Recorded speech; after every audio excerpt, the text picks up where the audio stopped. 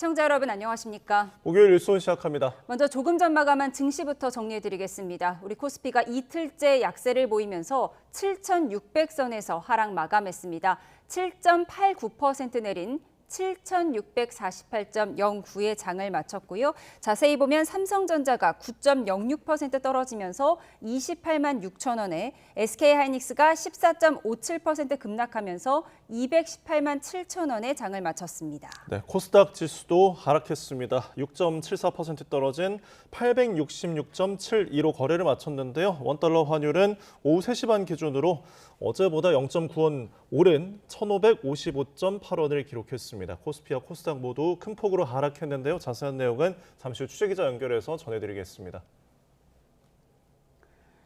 투표용지 사태 진상 규명을 위한 국회 국정조사특위가 서울 올림픽공원 개표소에서 40분 동안 투표용지 보관 상태를 확인했습니다. 여야 위원들은 현장 검증을 마친 뒤 투표함이 봉인된 채로 보존된 걸 확인했다고 밝혔는데 일부 평가는 엇갈렸습니다. 현장에 나가 있는 취재기자 연결해 보겠습니다. 박희재 기자. 네, 저는 서울 올림픽공원 핸드볼 경기장 현장에 나와 있습니다. 네, 국조특위 현장 검증 조금 전에 마쳤죠? 네, 그렇습니다. 여야 선관위 국조특위위원들이 오늘 낮 1시쯤 이곳 개표소 내부에서 현장 검증을 진행했습니다.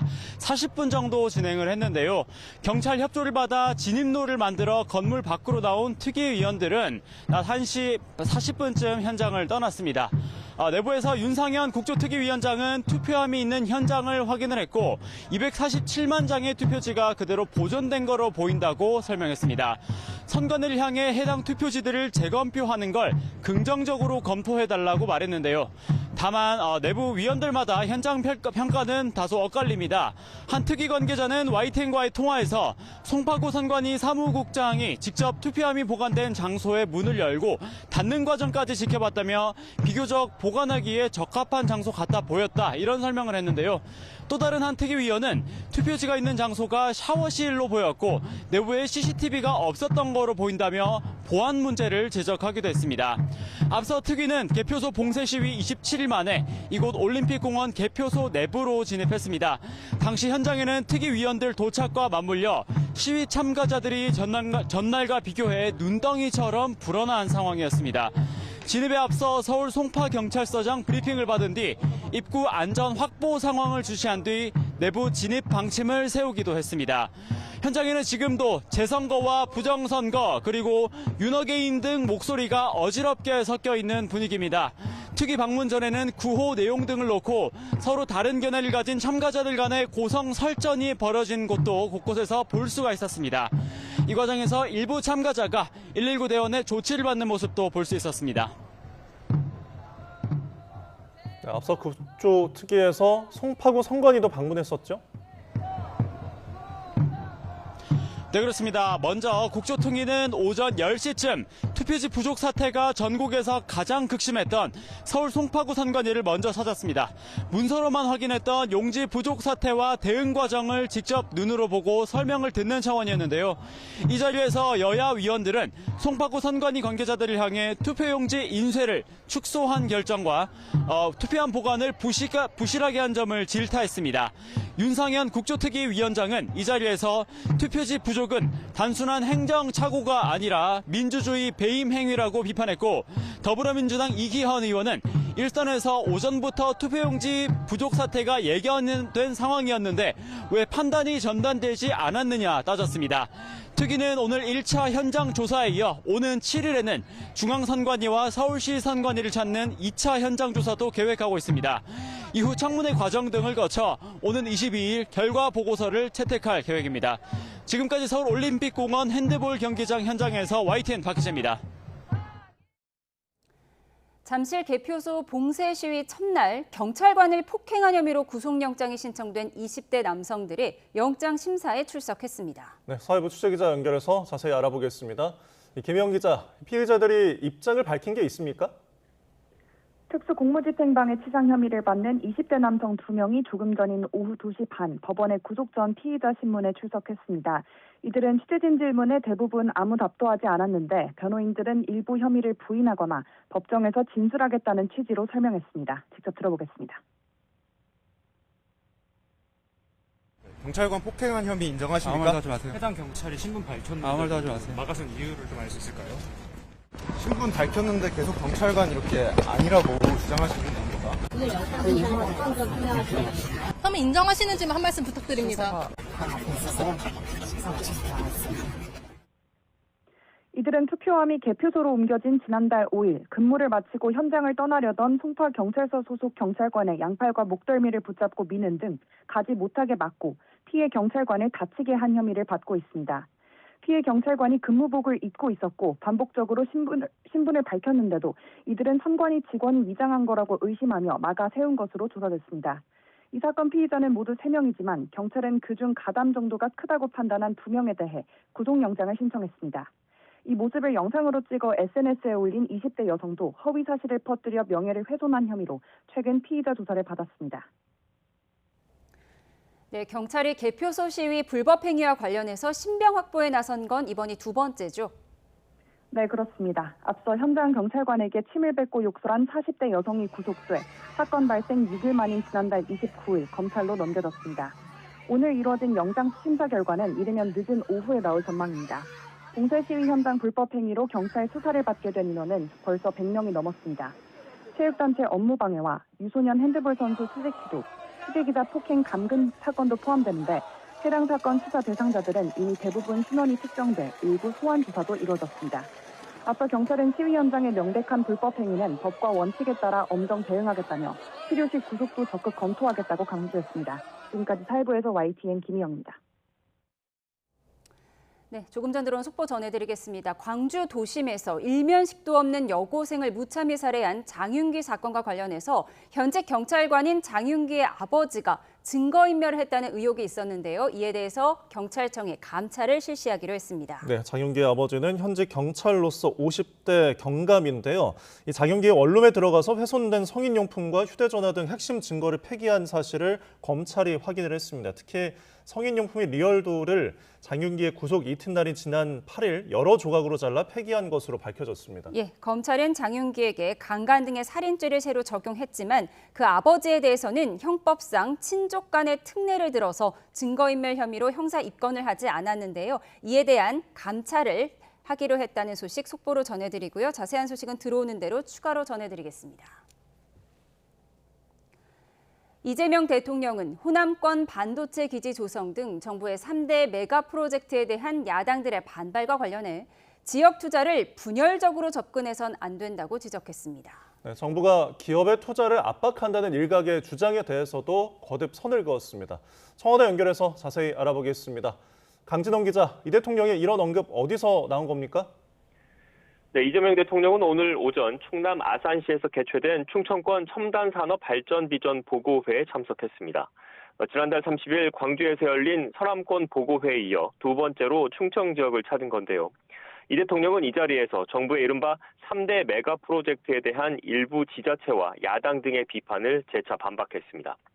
지역 투자를 분열적으로 접근해서는 안 된다며 가능하면 좋은 입지에 기업들이 입주할 수 있게 지원해야 한다고 강조했습니다. 특히 선물 나눠주는 게 아닌데도 왜 우리 동네엔 안 주느냐는 식으로 화를 낸다며 정치권을 겨냥했습니다. 주민들은 섭섭할 수 있지만 정치인들이 여기에 부화내동해선 안 된다는 겁니다. 이 대통령은 정부가 기업을 압박해 지역 투자를 끌어낸 거란 일각의 기업 팔비틀기 주장에도 거듭 선을 그었습니다. 자신이 이재용 회장을 압박해 삼성전자가 그런 결정을 한 것 아니냐는 생각을 하는 사람들이 있는데 불가능한 얘기라고 못 박았습니다. 과거 관치행정 시절의 생각으로 압력을 넣어 강제로 할 수 있겠다고 보는 것 자체가 구태라고 지적했습니다. 네, 3대 메가 프로젝트 일환으로 추진되는 충청권의 투자 세부 내용도 오늘 공개됐죠. 네, 그렇습니다. 오늘 보고회에는 이 대통령 외에 이재용 삼성전자 회장과 광노정 SK 하이닉스 대표, 서정진 셀트리온 회장 등 주요 기업 고위 관계자들도 참석했습니다. 이 자리에선 이들 기업의 충청권 투자 계획이 각각 베일을 벗었습니다. 삼성은 최첨단 소재와 부품 산업, SK는 랜드와 첨단 패키징, 셀트리온은 바이오 산업 공장 증설 투자 구상을 각각 공개했습니다. 부문별로 보면 반도체 156조 원, AI 데이터 센터 150조 원, 디스플레이, 배터리, 바이오 86조 원 등 총 392조 원 규모입니다. 이 대통령은 축사에서 기업들의 결단이 빛을 발할 수 있도록 가용한 모든 수단을 동원해 적극적으로 지원하겠다고 강조했습니다. 지금까지 청와대에서 YTN 강진원입니다. 11개 상임위원회 위원장 선출을 단독으로 처리한 민주당은 원구성이 마무리되지 않았지만 곧 7월 임시국회를 열겠다고 밝혔습니다. 네, 그러다 단독 원구성에 반발해온 국민의힘은 의원총회를 열고 대응 방안을 논의하고 있는데요. 정정식 원내대표는 민주당이 소수 야당을 존중하지 않고 독재적인 행태를 벌이고 있다고 비판했습니다. 국회로 가보겠습니다. 양동훈 기자. 네, 국회입니다. 네, 지금 국민의힘 의원총회가 열리고 있죠? 네, 22대 국회 후반기 원구성에서 민주당이 먼저 11개 상임위원장 자리를 가져가자 국민의힘은 다수당의 폭거라고 목소리를 높여왔는데요. 조금 전인 오후 2시부터 의원총회를 열고 대여 투쟁 방안을 논의 중인데 정점식 원내대표는 소수 야당을 존중하지 않는 민주당의 독재적 행태가 문제라며 비판 수위를 높였습니다. 의원총회 자리에서는 민주당이 선임하지 않은 7개 상임위원장 자리를 어떻게 할지를 비롯해 구체적인 대응 방향이 결정될 전망입니다. 앞서 최수진 원내수석 대변인은 국회를 이재명 대통령을 위한 방탄 자판기로 만들기 위해 법사위를 장악했다고 비판 논평을 냈습니다. 정점식 원내대표는 오늘 오전 최고위원회에서도 서영교 법사위원장이 노태학 전 선관위원장과 통화했다는 기사를 언급하며 사퇴를 요구했는데요. 민주당 서영교 법사위원장은 무효표를 방지해달라는 전화가 청탁이냐며 국민의힘의 사퇴 요구를 일축하고는 검찰개혁과 형사소송법 개정에 속도를 내겠다고 의지를 다졌습니다. 이런 가운데 민주당 한병도 당대표 직무대행경 원내대표는 국민의힘 상황과 무관하게 7월 임시국회를 소집하고 11개 상임위원회만이라도 출발하겠다고 압박했습니다. 이재명 대통령은 어제 민주당 원내 지도부와의 만찬에서 국정과제 입법에 속도를 내달라고 주문하기도 했는데요. 민주당은 조금 전인 오후 3시 국민의힘 없이 법사위 회의를 열고 민주당 간사만 선임하고 법안 심사 제1소위원회 구성도 논의했습니다. 한편 민주당과 국민의힘 모두 당내 갈등 상황은 쉽게 진화되지 않는 모양새죠. 네, 다음 달 17일 전당대회를 앞둔 민주당에서는 당권 주자들이 본격적으로 전면에 나서고 있는데요.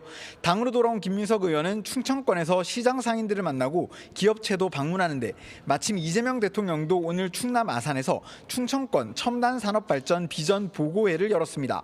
정청래 전 대표는 오늘도 호남을 찾았는데 5.18 민주화 운동 유가족과 시민들이 만든 단체인 5월 어머니집을 찾아 이야기를 나눴습니다.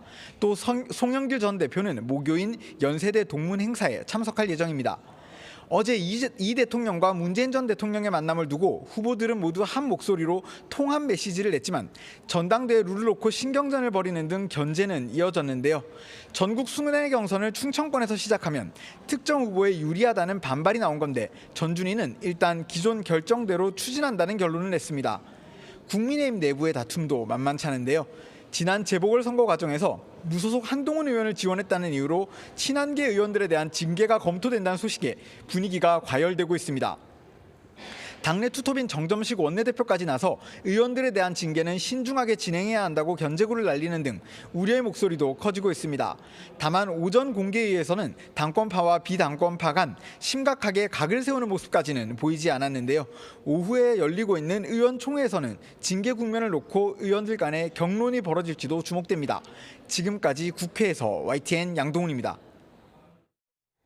네, 조금 전 들어온 속보 전해드리겠습니다. 윤석열 전 대통령의 체포방해 혐의 사건에 대한 대법원 판단이 오는 9일, 딱 일주일 뒤에 나옵니다. 윤석열 전 대통령에 대한 첫 최종심 판단이 나오게 됩니다.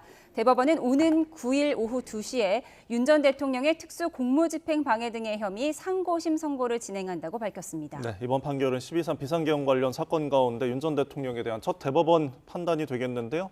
앞서 2심은 윤 전 대통령에게 1심의 징역 5년보다 2년이 늘어난 징역 7년을 선고한 바가 있습니다. 다음 주 목요일 윤석열 전 대통령의 체포방해와 관련해서 대법원의 판단이 오후 2시에 선고가 된다는 속보 내용 전해드렸습니다. 자세한 내용은 이어진 뉴스에서 전해드리겠습니다.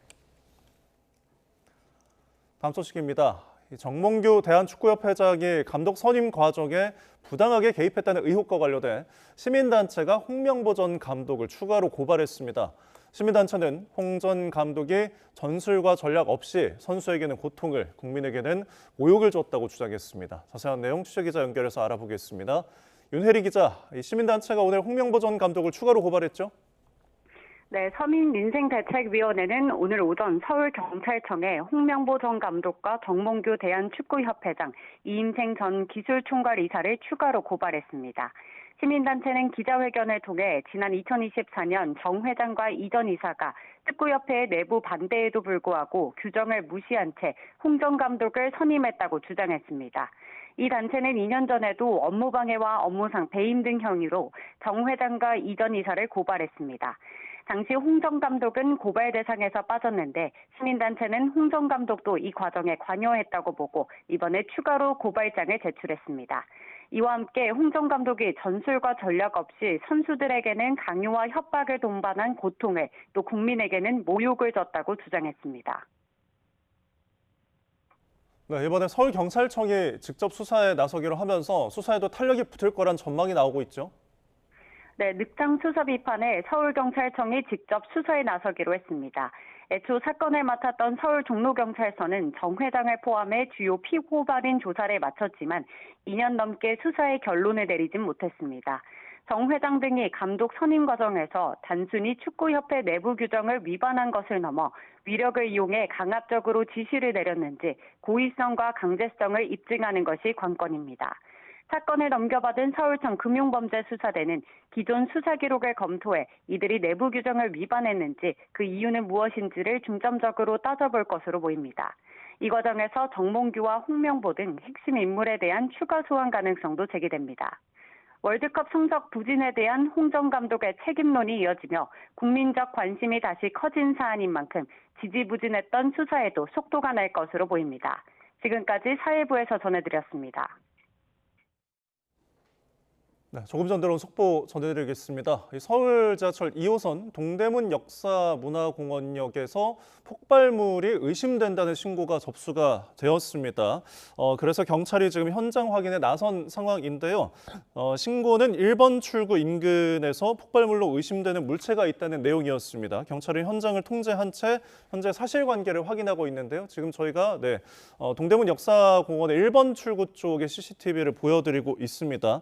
서울교통공사는요, 열차는 정상 운행하고 있지만 역사 주변의 일부 구간의 통행은 제한이 되고 있다고 밝혔습니다. 현재 지금 차량들이 오고 가는 모습이 조금 보였었는데요. 다시 한번 전해드리면 서울 지하철 2호선 동대문 역사공원에서 폭발물 의심 신고가 접수가 돼서 경찰이 지금 사실관계를 확인하고 일부는 통제를 하고 있다는 소식입니다. 추가로 확인되는 내용은 저희가 들어오는 대로 정리해서 전해드리겠습니다.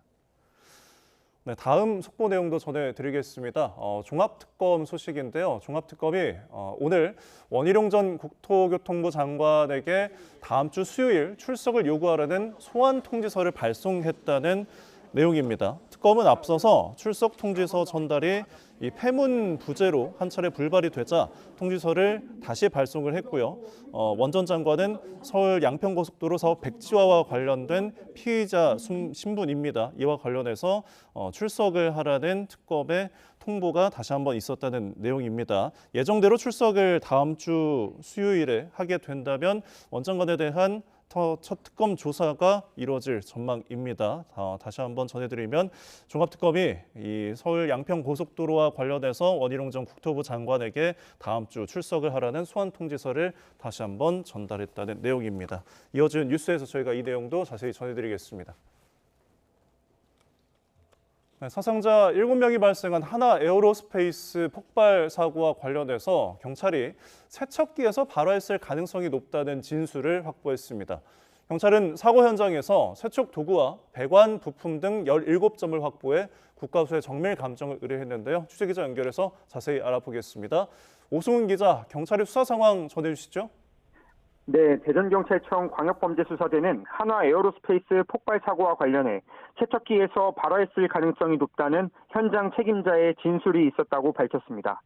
이에 따라 고압 세척기 내부 탱크에 가라앉아 있는 화약 찌꺼기를 세척 도구 등을 활용해 제거하다가 마찰이나 정전기 등으로 폭발했을 가능성을 살펴보고 있습니다. 세척 도구 중 일부는 전기가 흐르는 소재로 만들어졌고 긴 막대와 짧은 호미 등 다양한 형태였던 것으로 파악됐습니다. 폭발이 일어난 곳은 배관과 밸브, 장비에 묻은 화약 찌꺼기를 씻어내던 세척 공간으로 알려졌습니다. 장비 등을 수조에 담갔다가 고압 세척기를 사용해 추가로 화약 찌꺼기를 제거하는 작업을 한 것으로 전해졌습니다. 경찰은 세척기와 연결된 배관의 경우 외부 업체가 청소하지만 세척기 내부 청소는 회사 직원들이 맡아왔다는 진술도 확보했습니다. 3번에 걸친 합동 감식을 통해 세척 도구와 배관 부품 등 17점을 확보한 뒤 국립과학수사연구원에 정밀 감정을 의뢰한 상태입니다. 또 서류와 전자정보 등 5,700여 점을 압수해 분석하고 현장 관계자 등 32명을 참고인 신분으로 불러 조사했다고 말했습니다. 경찰은 업무상 과실치사상 혐의로 가재용 대전 사업장장을 입건해 수사하고 있습니다. 이와 함께 노동당국도 산업안전보건법 위반 혐의로 가재용 사업장장을, 중대재해처벌법 위반 혐의로 손재일 대표이사를 각각 입건해 조사하고 있습니다. 지금까지 대전, 충남, 세종 취재본부에서 YTN 오승훈입니다. 네, 오늘의 정치원 부승찬 민주당 의원, 정성국 국민의힘 의원 두 분을 모셨습니다. 어서 오십시오. 네, 이재명 대통령 그제 호남에 이어 오늘은 충남으로 갔습니다. 이재용 회장의 결단을 보니 고 이병철 회장의 도쿄 선언이 떠오른다고 했습니다. 전체적으로 어떻게 들으셨어요?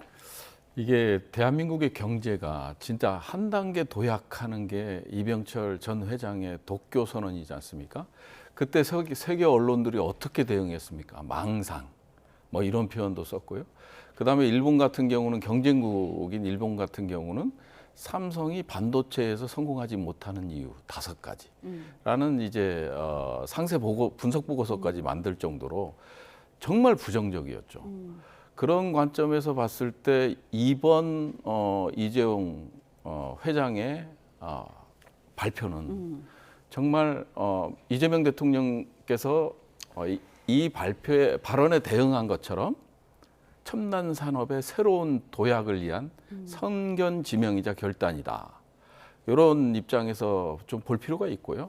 그리고 아까 뭐 구태 얘기도 했잖아요. 구태 얘기도 했는데 과거에는 우리는 국가 주도의 성장을 추구했죠. 예. 하지만 지금은 국가는 인프라라든지 기업이 잘 성장할 수 있게끔 하는 지원 중심의 성장을 추구하고 있습니다. 그런 상황에서 국가가 기업에다가 압력을 가한다라는 거는 정말 있을 수 없는 일이고 이게 또 나중에 사법적인 처벌까지 가능한 거고요. 그다음에 이번에 발표하면서 선안건 투자 발표를 하면서 4,755조 원이라는 진짜 우리가 상상하지 못하는 낯선 숫자죠. 네, 아주 낯선 숫자를 기업이 투자를 한다는 거 아닙니까? 그 정도 투자를 하는데 리스크를 안고 투자하겠습니까? 이번에는 새로운 승부의 시간이고 이 결단은 빨라야 되고 그렇기 때문에 이런 투자가 이루어지는 게 아닌가 이렇게 저는 이해하고 있습니다. 예, 이 대통령은 내가 이재용 회장을 압박을 가했다라고 의심하는 것 자체가 구태다라고 얘기했어요. 근데 오늘 나경원 의원은 최근에 그 대통령이 회장들에게 90도 인사를 한 거 두고 이건 허리 숙이기가 아니라 허리 꺾기다라고 표현을 했더라고요. 저 이재명 대통령님 발언 중에 그래도 한두 가지 말씀드려 볼게요. 민주당 출신 대통령으로서 민주당의 지역적 기반인 호남에 투자가 이루어지는 게 자신의 가치와 이상이다. 대통령이 말씀하셨거든요. 그러니까 본인이 이런 이상과 가치를 가지고 있다는 그 마음을 기업인들이 읽죠. 어떤 기업인들이 그 대통령의 그 마음을 읽지 않고 하겠습니까?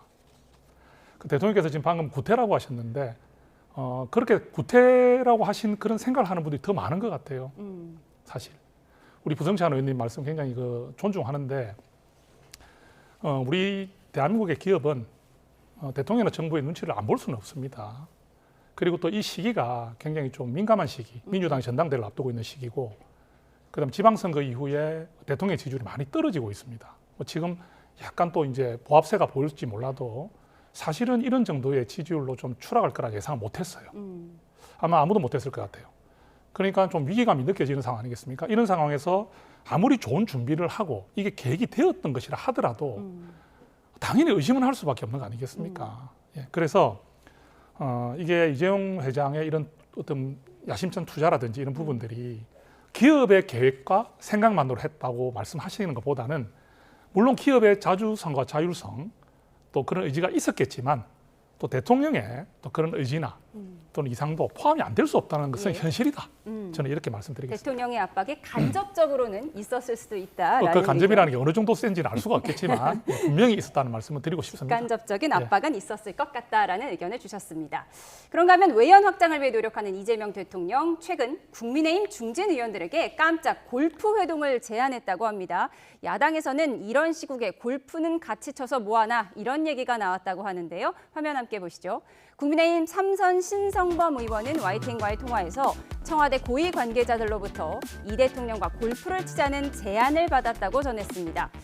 자신은 골프를 치지 않아서 거절하면서도 공소 취소 반대 의견 등 야당의 쓴소리를 듣겠다는 취지인 것 같다고 전했습니다. 되게 의심스러운 게 왜요? 대통령이 이 모든 것을 기승전 트럼프가 골프 치자 그랬다 이걸로 지금 가져가는데요. 트럼프의 회동 제안 이전에 이미 대통령께서 골프를 쳤다 이런 제보가 많이 들어와요. 뭐 그건 물 타려고 우리 여당 중진들한테도 골프 치자고 한 건지 전 굉장히 궁금하네요. 예전에 우리 정권 때 골프 친 거 갖고 엄청 못 살게 굴었잖아요. 야당이라는 거는 자기들 하고 싶은 거에 액세서리 역할 하라 이거 아니냐. 다른 방법으로 소통하실 일도 많을 거고 우리 이야기 조금 들어주셔야 되는 거 아닙니까? 법사위원장이라도 나눠 가져야 되는 거 아닙니까? 네. 법사위원장도 다 뺏어가고 야당 들러리만 세우면서 골프만 같이 치자고 하면 뭐하냐. 나경원 의원이 이렇게 얘기했어요. 근데 대통령이 지금 야당 중진 의원들과 골프를 치고 싶어하는 건 팩트인 건가요? 글쎄요, 뭐 아직까지 확인된 건 없지만 신성범 의원께서 그 말씀을 하셨잖아요. 강훈식 비서실장으로부터 전화를 받았고 그래서 이제 청와대에서 대통령께서 쓴소리도 좀 듣고 어떤 생각을 하고 있는지 좀 듣자. 그래서 이제 간접적 소통보다는 실제적으로 국정 운영의 동반자잖아요. 그러면 만나는. 그리고 상당히 획기적이죠. 중진 의원들하고 운동을 하든 뭐가 되든 만나서 쓴소리를 듣겠다. 그동안은 뭐 영수회담이라는 표현도 있었고 지도부와의 만남들은 있었지만 대통령이 직접 만난다는 거, 중진 의원들하고 한번 보겠다라는 거는 새로운 시도거든요. 한 번도 없었던 이런 새로운 그러니까 시도이기 현직 때문에. 대통령이 야당 의원들과 골프를 친 사례가 지금까지 없었던 거죠. 그렇죠. 그리고 이제 우리 문화 자체가 골프에 대한 이제 부정적 문화가 상당히 많잖아요. 대중화가 되고 있고 세계적으로 상당히 골프에 대한 인식이 좋아지고 있음에도 불구하고 우리는 열심히 응원하지만 골프는 쳐서는 안 된다.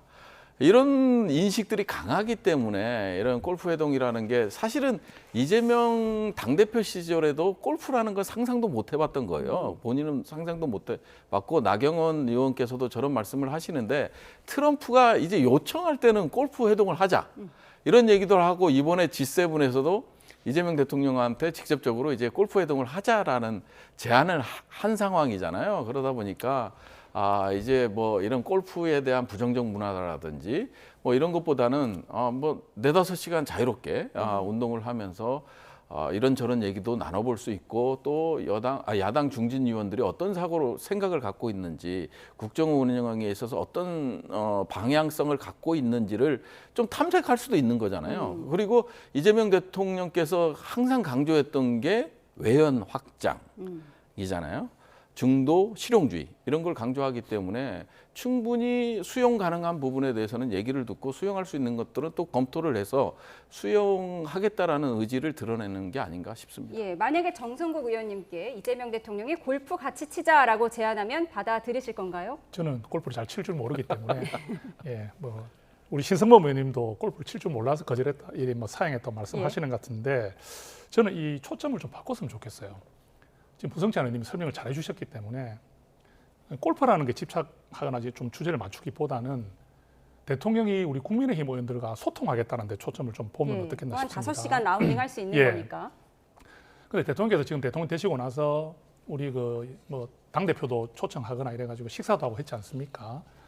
뭐 정청래 대표하고 장동영 대표 손도 이렇게 맞잡게 해주고 근데 사실 냉정하게 따져보면 대통령께서 야당의 의견을 수렴해서 반영한 게 거의 없습니다. 거의 없습니다. 아마 민주당도 그걸 반박하기 어려울 것 같아요. 왜냐하면 저희가 그만큼 정치적으로 대치를 많이 했기 때문에 수용하기 쉽지 않은 내용들도 있었겠지만 대통령께서 최소한의 야당의 의견이나 이런 부분들에 대해서 국회 상황이나 이런 부분에 있어서 야당의 의견을 요청해서 좀 변화를 깨주신다거나 또는 좀 중립적 위치에서 국정을 통할하는 모습으로 이렇게 합의를 만들어주는 분위기를 조성한다 이런 것보다는 그냥 그 반짝 회동에 많이 거쳤어요. 그렇기 때문에 저는 대통령께서 이렇게 골프로서 이렇게 제안하고 하는 자체를 부정적으로 보고 싶진 않습니다. 그런데 우리 의원들이 어떻게 생각했어요? 가면 많아. 가서 골프 치고 기분 좋은 소리 듣고 밥 한 끼 먹고 하면서 대통령하고 뭐 소통했다는 건 뉴스거리는 될 수 있을지 몰라도 이후에 대통령이 과연 우리에게 무엇을 줄 수 있지? 그럼 이것도 결국은 대통령의 이미지 개선을 위한 이미지를 더 높이기 위한 하나의 어떤 방법일 수밖에 없지 않느냐. 우리가 그 가서 해본들 어떤 답이 있냐. 그럼 대통령께서 이런 골프 회동을 제안하고 진정성이 있으시다면 지금 꽉 막혀 있는 전국이라든지 여러 가지 상황에 있어서 대통령 역할을 해주시겠다는 마음을 가지고 초청을 하시는 게 맞지 않습니까? 그리고 우리 나 의원님께서 이렇게 표현하셨지만 저도 그 당시 때 윤석열 대통령 재임 때 국회 운영위원회에서 골프 가지고 민주당 의원들하고도 설전을 많이 했거든요. 위치만 바뀌면요. 쳤다 안 쳤다. 그죠. 위치만 바뀌면 그냥 윤석열 전 대통령이 골프 쳤다 민주당이 비판하고 또 이재명 대통령이 친다면 우리 이런 문화는 좀 서로가 골프라는 자체를 가지고 서로를 자극적으로 비판하는 것은 좀 안 하는 게 좋겠다. 서로를 위해서. 좀 그런 생각이 듭니다. 우리나라에서 골프에 대한 좀 부정적인 인식이 있긴 하지만 좀 긍정적인 소통의 장이 될 수 있었으면 좋겠는데요. 과연 골프 회동 성사될 수 있을지 지켜보도록 하겠습니다. 골프에 이어서 야구 이야기를 좀 해보겠습니다. 최근 고교 야구에서 발생한 이른바 스타벅스 응원 구호 논란. 학생들이 잘못한 건 맞는데 협회가 6개월간의 전국대회 출전 정지라는 중징계를 내린 부분에 대해서는 정치권 갑론을박이 이어지고 있습니다. 논란의 응원 장면부터 보고 오시죠.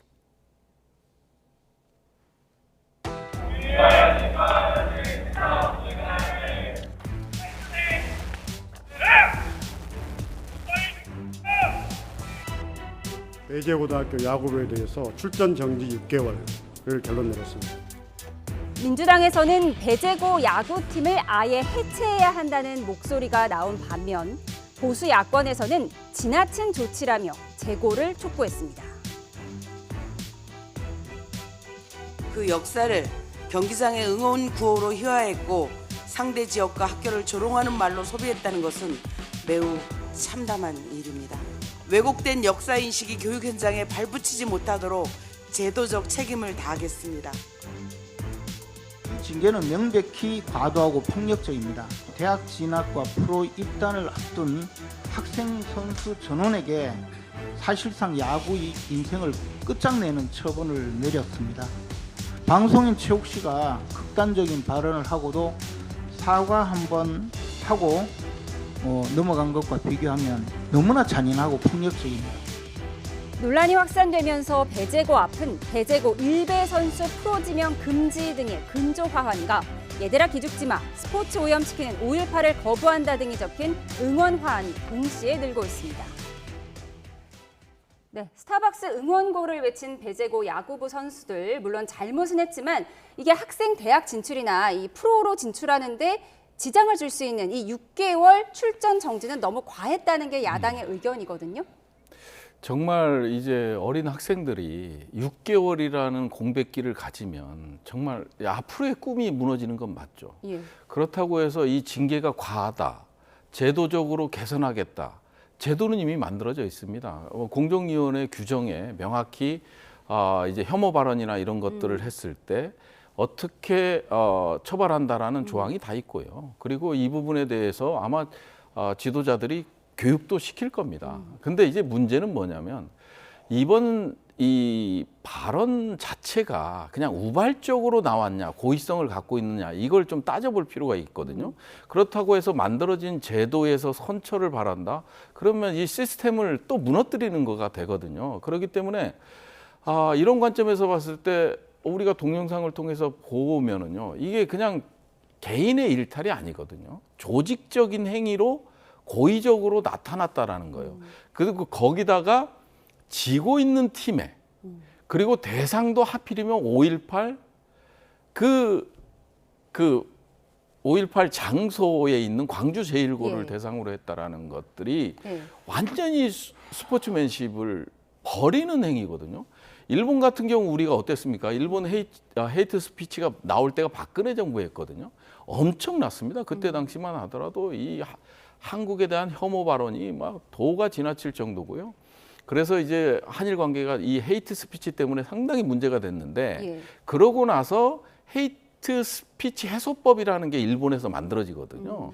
이게 만들어지면서 10년 전입니다만은 그때는 처벌 조항이 없었어요. 다만 공적 공간에서의 혐오 발언에 대해서는 해서는 안 된다라는 법 조항을 넣어서 그게 이제 지금 한일 관계가 또 개선되는 효과도 있었던 거고요.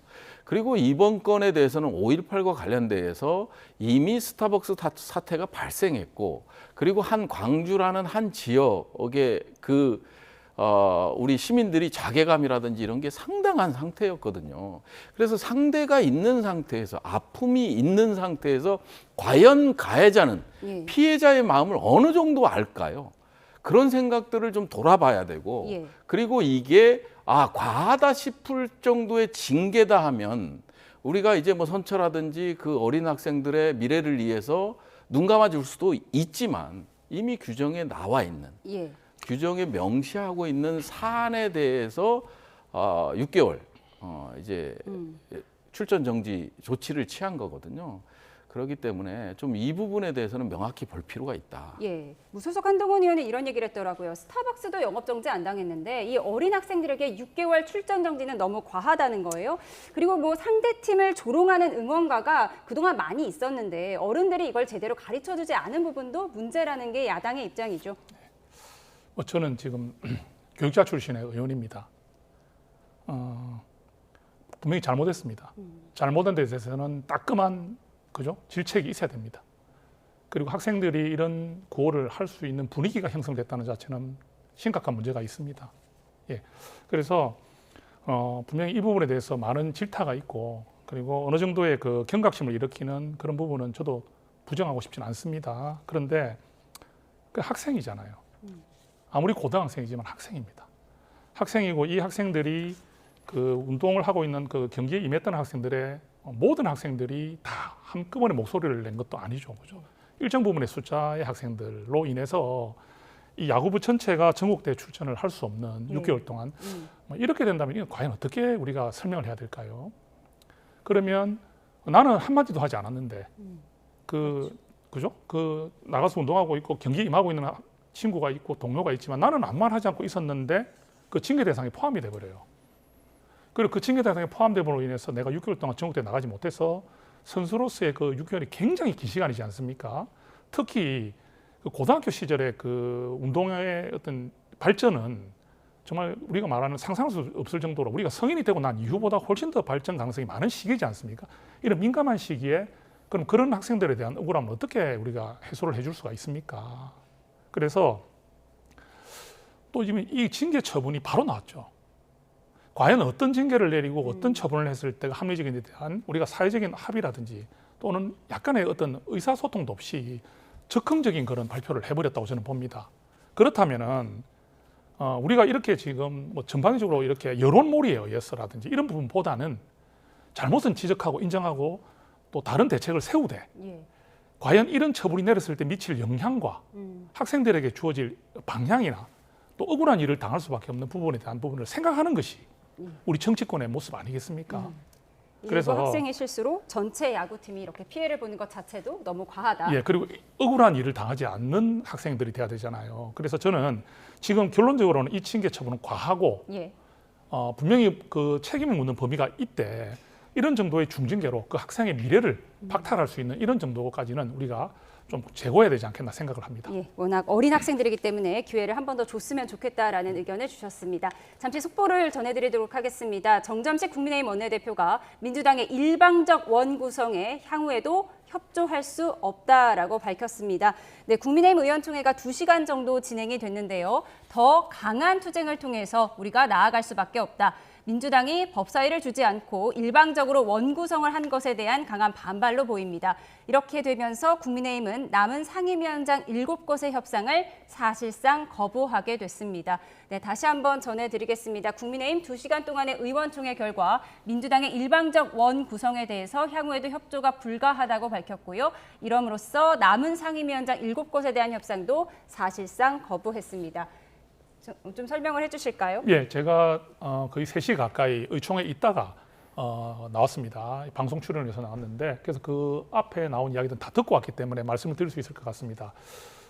사실 의견이 좀 나뉘긴 했습니다. 나뉘지만 뭐 다 아시지 않습니까? 우리가 남은 7개 상임위원장을 그래도 받을 것인지 아니면 이 상임위원장을 받을 수 없는 쪽으로 갈 것인지 오늘 제가 알기로 결론이 나지는 않은 걸 제가 있을 때까지는 결론 나지 않았는데 분위기는 어떤 분위기냐면 양쪽이 다 의견이 나오지만 결론적으로는 우리가 지금 결정을 할 수가 없는 상황이었어요.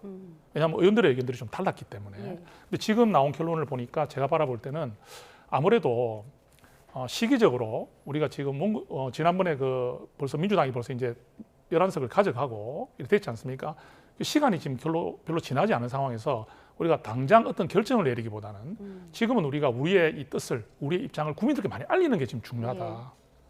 그러니까 왜 우리가 법사위를 요구했고 왜 우리가 지금 이렇게 민주당과 원구성 협상을 가지고 계속 투쟁을 할 수밖에 없는지에 대한 절박한 심정을 국민들께 알릴 수 있는 시간이 반드시 필요하지 않습니까? 그런 상황에서 지금 우리는 좀 더 강한 목소리를 내는 것이 필요하기 때문에 지금 저런 결론이 나왔을 것으로 저는 보고 있습니다. 대통령은 골프를 쳐서라도 야당과 좀 소통을 하려는 것 같은데 여야 협상은 이렇게 원구성부터 지금 제동이 걸린 상황 전해드렸습니다. 그런가 하면 투표용지 사태 진상규명을 위한 국회 국조특위가 올림픽공원 개표소 현장 검증에 나선 가운데 봉쇄 시위 27일 만에 개표소 진입에 성공했습니다. 40분 동안 현장 검증을 하면서 특위는 투표용지 보관 상태 등을 확인한 걸로 파악됐습니다. 화면 함께 보시죠. 네, 개표소에는 투표용지 247만 장 정도가 보관돼 있습니다. 국정조사에 반대하는 참가자들도 집결하면서 진입이 쉽지 않았지만 경찰의 통제하에 여야 의원들이 들어갔고 조사가 이루어졌습니다. 봉쇄 시위 27일 만입니다.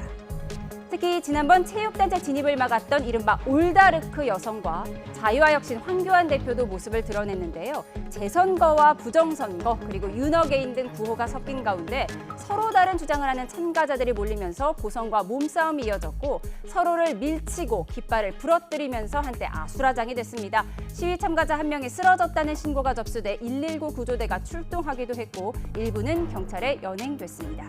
이런 가운데 지난 6.3 지방선거에서 특정 후보에게 유리하도록 선거를 운영하는 등 부정선거가 있었다고 생각하는 응답은 42%, 없었다고 생각한다는 응답이 47%로 나타났는데요. 국민의힘 지지층만 놓고 보면 부정선거가 있었다는 응답이 무려 77%에 달했습니다. 네. 국조특위가 봉쇄 시 27일 만에 처음으로 잠실 개표소 진입에 성공했습니다. 정말 한 달 동안 막혀 있었는데 오늘은 뚫렸네요. 네, 앞으로는 이게 좀 정리가 될 것 같아요. 국조특위도 이제 국조특위 위원장을 또 국민의힘 윤상현 의원님이 하고 계시고 여야가 이제 하나가 돼서 이 부분에 대해서 명확히 잘못된 부분을 지적하고 제도 개선을 마련하겠다라는 그 의지를 보여주고 있기 때문에요. 저는 뭐 이게 실질적으로 오래 사태가 지속될 것 같지는 않다라는 생각이 들고요. 다만 우려스러운 거는 아까도 여기 잠깐 나왔습니다만은 이제 부정선거에 대한 의견이 꽤 높은 편이잖아요. 42% 정도면 꽤 높은 편이기 때문에 이 부분이 또 전국을 어떻게 또 움직여갈지 좀 우려가 되는 부분이거든요. 사실은 선관위라는 게 행정부가 이재명 정부이기 때문에 이재명 정부의 잘못이야 이렇게도 볼 수 있지만 우리 정치인들은 다 알거든요. 선관위의 어떤 개혁이라든지 이런 것들을 이뤄내기 위해서 많은 노력을 함에도 불구하고 중간에 멈출 수밖에 없는 이유가 선관위의 어떤 좋은 말로는 독립적 헌법기관이지만 실질적으로는 정치인들도 제어를 할 수 없고 통제를 할 수 없는 그런 기관으로 지금 공룡화가 된 상태거든요. 그렇기 때문에 이런 상황에서 국민들의 어떤 42% 정도가 또 부정선거일 수도 있다. 그렇게 되면 정말 앞으로 제도 개선을 어떻게 해나가야 될지 방향성에 있어서 상당히 문제가 될 소지가 크다. 다만 이번 국조특위 근 한 달 만에 들어갔기 때문에 아마도 정상적으로 모든 것들이 조금 풀려나가지 않을까 그런 생각을 갖고 있습니다. 지금 보여드리는 화면 투표지 247만 장이 안에 그대로 있었다. 이걸 오늘 확인을 한 건데 또 일각에서는 지금 이 투표용지 보관된 곳이 샤워장이었고 CCTV가 없다 이런 걸 문제 삼고 있는 것 같더라고요. 그런데 지금 오늘 말씀하신 것처럼 여론조사에서 좀 충격적인 게 국민의힘 지지층의 77%가 부정선거가 있다라고 생각을 한다는 거예요. 저도 사실 선거를 다녀보면요. 그 사전투표를 하셨습니까? 이런 물어보면 굉장히 거부감을 느끼는 분들이 제법 많습니다. 이번 지방선거 때도 저도 제 선거는 아니지만 제가 후보들을 많이 지원하러 다녔지 않습니까? 그러면 이제 사전투표라도 지금 하시라고 우리가 권장을 많이 하잖아요. 그죠? 그런데 딱 이게 느낌이 내가 뭐 본투표 때 하겠다 이런 게 아니라 거부감을 느끼세요. 제법 있습니다. 저는 지금 우리 참 걱정이 되는 부분이 이번에 이 선관위 이 사태로 인해 가지고 이제 사전투표 폐지까지 이야기가 나오고 있지 않습니까? 앞으로 이게 어떤 식으로 돼야지 이 부정선거에 대한 이 여론을 좀 잠재울 수 있을까? 그럼 지금 우리가 이 선거 부실 사태나 참정권 훼손에 대해서 정말 우리 여야가 힘을 합쳐서 개선하지 않으면 획기적인 방안을 찾지 않으면 앞으로는 선거 불복이라든지 또는 이런 국민분열적 상태가 계속 일어날 수밖에 없는 이거 여와야의 함께 불행이 올 수밖에 없는 일이 생길 수가 있거든요. 그래서 이거는 이제 아까 말씀하신 대로 헌법적인 문제, 헌법의 가치에서 독립된 권한을 가지고 있는 선관위이기 때문에 우리 국회의원들이나 국정감사 이런 부분으로도 할 수 있는 게 한계가 있을 수밖에 없습니다. 그래서 지금 국정조사가 진행되고 있고 또 특검이 수용되어서 같이 특검을 구성하고 하더라도 결국 나중에 가야 될 부분은 어떻게 보면 이 선관위 헌법적 지위 자체를 우리가 어떻게 조정하지 않고서 수정하지 않고서는 이 부분을 해결할 수 없는 일이 올 수 있기 때문에 지금은 여야가 정쟁할 때가 아니고 이 부분만큼은 우리 여야가 서로 힘을 합쳐서 이 선관위의 부분에 우리가 여야가 바뀔 수가 있기 때문에 그때를 생각해서 서로가 지금은 서로의 입장을 인정을 해줘야 되거든요. 그래서 저는 이제는 이 부분에 대해서는 절대 개혁의 이 시기를 놓쳐서는 안 된다 이렇게 봅니다. 네, 오늘 드디어 27일 만에 개표소 문이 열렸기 때문에 앞으로 선관위 개혁의 물꼬도 트이길 바라겠습니다. 그런가 하면 국민의힘에서는요. 장동혁 대표가 다시 꺼낸 징계가 뇌관입니다. 정점식 원내대표는 장 대표가 쏘아올린 징계 카드에 신중하게 진행돼야 한다며 제동을 걸었는데요. 징계 대상으로 거론되는 진종호 의원이 이런 SNS를 올렸습니다.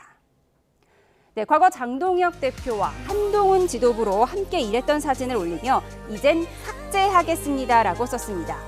희미한 기억, 널 지워야 하나라는 배경음악 가사가 장동혁 대표에게 보내는 메시지 같죠. 과거의 모습 이랬습니다.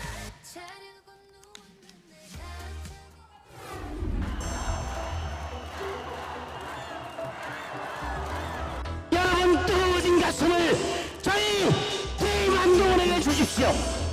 여러분이 바라는 그 변화 팀 한동훈이 끝내겠습니다. 여러분 팀 한동훈 파이팅!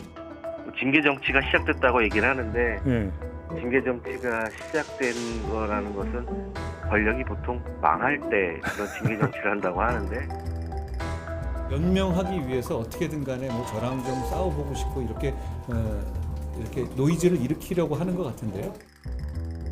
징계가 아니라 훈장이라고 생각하는 분들이 굉장히 많고 실질적으로 한동훈 의원을 무소속 의원으로 원내 진입하게 해주신 가장 큰 원동력은 장동혁 대표 아니겠습니까? 굳이 그 나이가 가장 젊은 순서의 3명의 의원을 뽑았다라는 것 자체가 강약약강이라고 해야 될까요?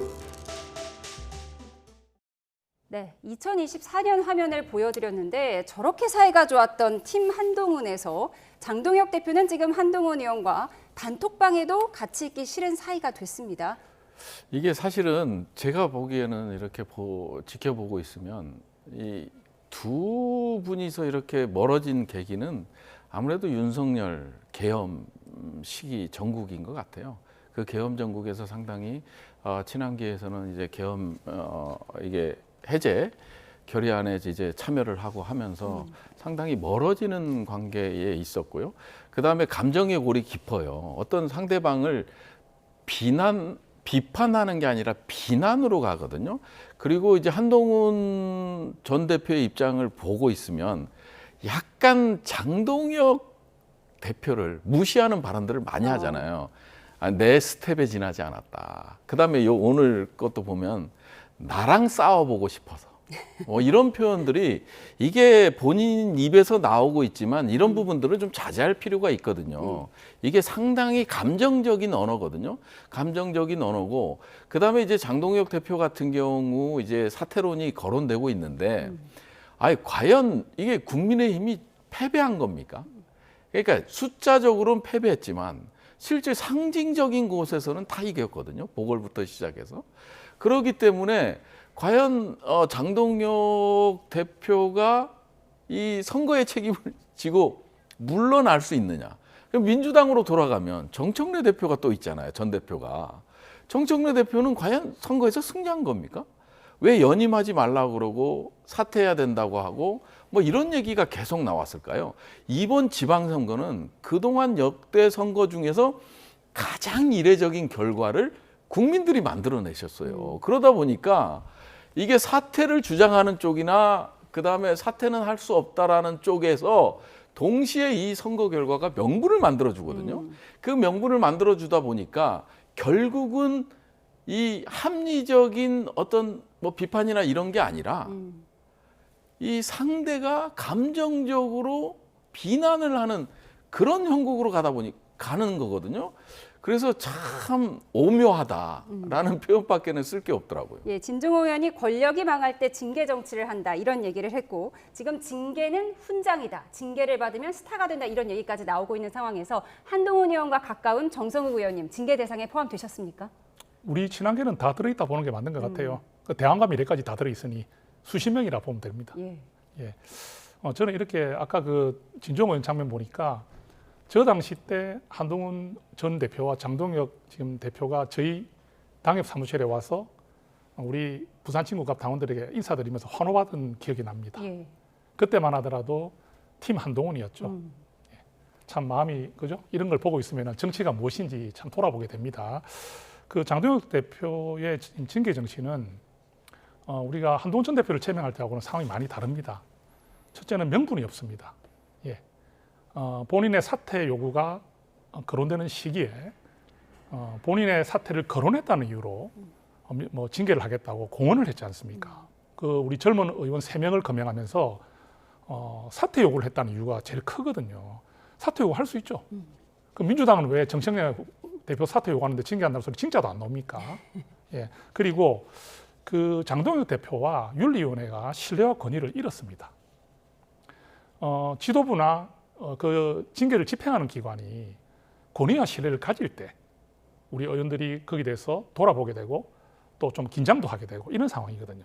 근데 지난번에 그 징계를 할 때 배현진 의원과 김종혁 전 최고위원에 대한 징계가 가처분 인용을 통해서 다 어찌 보면 제동이 걸린 거 아니겠습니까? 그게 한 건이 아니라 2건이었거든요. 그러면 야심차게 했던 징계 부분이 그렇게 무력화돼 버렸어요. 그런 상황에서 지금 궁지에 몰리고 있는 상황에서 징계 정치를 꺼내니까 이게 신뢰와 권위를 잃은 그런 징계 기구에서 하는 징계가 과연 우리 의원들에게 무슨 어떻게 보면 긴장감을 줄 수 있겠는가 그런 부분이고요. 마지막으로 여론입니다. 지금 다 대다수의 여론 그리고 우리 그 국민들이나 우리 어떤 뭐 방송 기자들이라든지 우리가 심지어 민주당 의원들에게도 말씀을 들어봐도 이것만큼은 선을 넘은 것이고 해서는 안 된다. 예. 지도자는 본인에게 불편을 주고 본인에게 쓰라리 말을 주고 쓴소리를 주는 분들을 어떻게든지 설득하고 아우려는 그 통할의 정치를 하는 게 제일 중요한 리더십인데 본인에게 쓴소리를 하는 사람들을 징계하겠다고 공언하는 그 리더, 그 리더를 과연 우리는 어떻게 바라볼까? 이것은 서로가 양당을 떠나서 아마 지도자를 바라보는 눈은 비슷할 것 같아요. 그래서 저는 그래도 정점식 원내대표가 왜 이런 말을 하셨겠어요? 신중해야 된다는 말이 무슨 뜻입니까? 결론적으로는 해서는 안 된다는 뜻이죠. 예. 권력이 망할 때 징계를 한다는 진중호 의원의 말도 있었는데요. 향후 어떻게 진행될지 지켜보도록 하겠습니다. 지금까지 부승찬 민주당 의원, 정성국 국민의힘 의원 두 분과 함께했습니다. 고맙습니다.